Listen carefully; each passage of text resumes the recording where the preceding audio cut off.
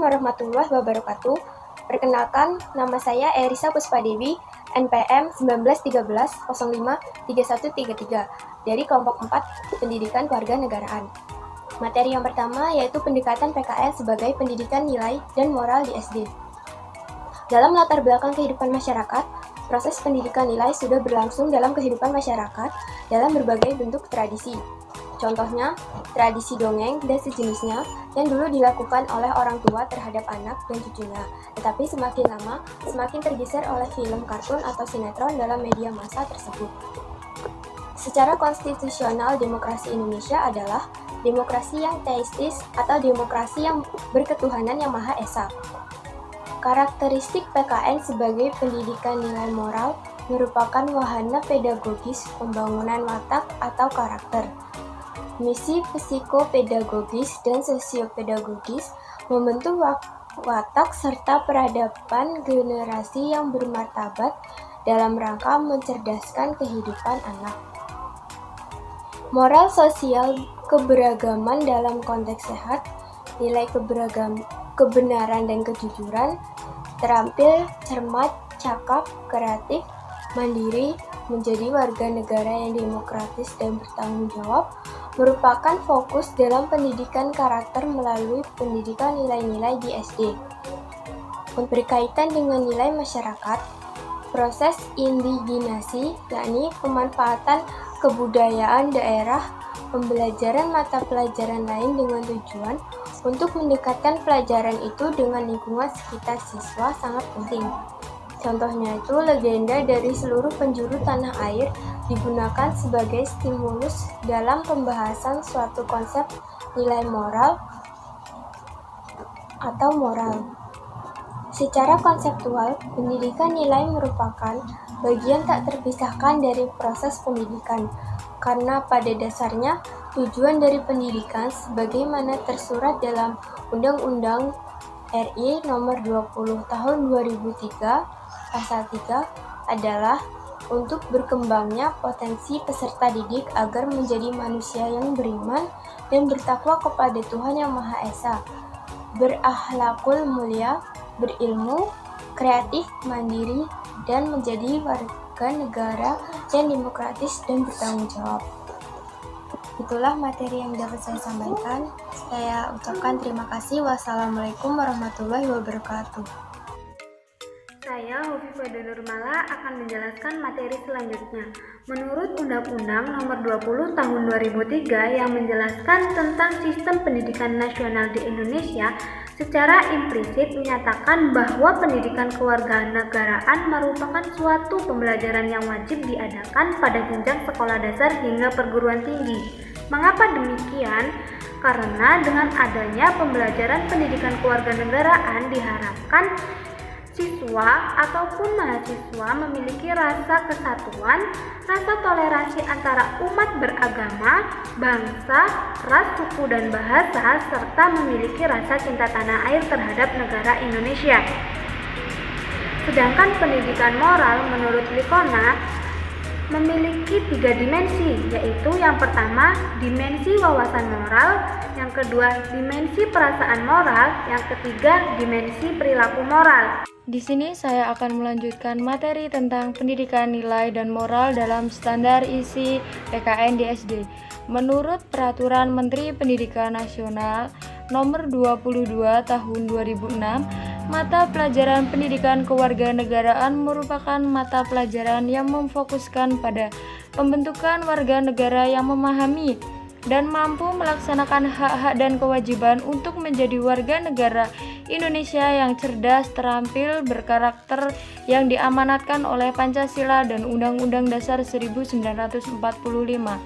Adapun PKN bertujuan agar para peserta didik memiliki kemampuan, yakni yang pertama, berpikir kritis, rasional, dan kreatif dalam menanggapi isu kewarganegaraan. Yang kedua, berpartisipasi secara aktif dan bertanggung jawab dan bertindak secara cerdas dalam kegiatan bermasyarakat, berbangsa, dan bernegara, serta anti korupsi. Yang ketiga, berkembang secara positif dan demokratis untuk membentuk diri berdasarkan karakter-karakter masyarakat Indonesia agar dapat hidup bersama dengan bangsa-bangsa lainnya. Yang keempat, berinteraksi dengan bangsa-bangsa yang lain dalam percaturan dunia dan secara langsung atau tidak langsung dengan memanfaatkan teknologi informasi dan komunikasi yang ada. Ruang lingkup mata pelajaran pendidikan kewarganegaraan untuk pendidikan dasar dan menengah menurut Permendiknas nomor 22 tahun 2006 secara umum meliputi substansi kurikuler yang di dalamnya mengandung nilai dan moral, yakni yang pertama persatuan dan kesatuan, meliputi hidup rukun dalam perbedaan, sumpah pemuda, dan partisipasi dalam pembelaan negara. Yang kedua yakni norma hukum dan peraturan, meliputi tata tertib dalam kehidupan keluarga, norma yang berlaku di masyarakat, dan sistem hukum dan peradilan sosial. Yang ketiga adalah hak asasi manusia, meliputi hak kewajiban anak, instrumen nasional dan internasional HAM, pemajuan dan penghormatan perlindungan HAM. Dan yang keempat adalah kebutuhan warga negara, meliputi kebebasan berorganisasi, kemerdekaan mengeluarkan pendapat, menghargai pendapat, dan lain-lain. Yang kelima adalah konstitusi negara, meliputi proklamasi kemerdekaan, konstitusi-konstitusi yang pernah digunakan di Indonesia. Yang keenam adalah kekuasaan dan politik, meliputi pemerintahan desa dan kecamatan, pemerintahan dan otonomi, pemerintahan pusat. Dan yang ketujuh adalah Pancasila, meliputi kedudukan Pancasila sebagai dasar negara dan ideologi, pengalaman nilai Pancasila dalam kehidupan sehari-hari, dan lain-lain.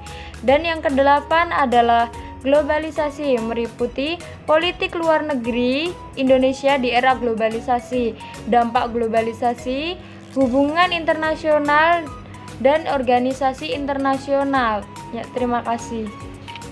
Selanjutnya, saya Ferawati akan melanjutkan materi yang telah disampaikan teman saya sebelumnya. Materi yang selanjutnya adalah hubungan interaktif pengembangan nilai dan moral dalam PKN di SD.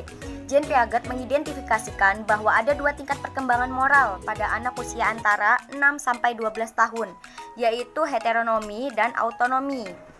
Untuk yang pertama, heteronomi. Pada tingkatan heteronomi, segala aturan oleh anak dipandang sebagai hal yang datang dari luar, jadi bersifat eksternal dan dianggap sakral. Mengapa dianggap sakral? Karena aturan itu merupakan hasil pemikiran dari orang dewasa. Sedangkan tingkatan autonomi, di mana anak mulai menyadari adanya kebebasan untuk tidak sepenuhnya bagi anak menerima aturan itu sebagai hal yang datang dari luar dirinya sendiri. Lalu tugas kita sebagai guru seperti apa kepada anak atau peserta didik kita? Tugas guru adalah membelajarkan kebajikan itu melalui percontohan dan komunikasi langsung, yakni serta memfasilitasi peserta didik untuk melaksanakan kebajikan itu dengan memberinya penguatan diri.